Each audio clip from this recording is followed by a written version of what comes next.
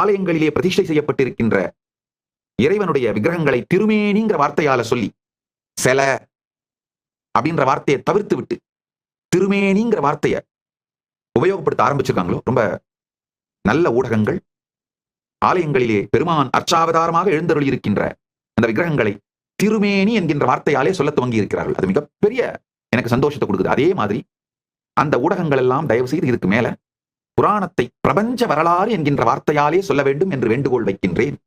அதாவது இந்து மதத்தை ஸ்ரத்தையோடு ஏற்றுக்கொள்ளுகிற எல்லோருங்க, எல்லா ஸ்ரத்தையோடு இருக்கின்ற இந்துக்களும் தயவு செஞ்சு புராணங்களை ஆங்கிலத்துல மித்துன்னு டிரான்ஸ்லேட் பண்ணாதீங்க, மித்தாலஜின்னு சொல்லாதீங்க, பிரபஞ்ச வரலாறுங்கிற வார்த்தையை மட்டும் உபயோகப்படுத்தி சொல்லுங்கள்.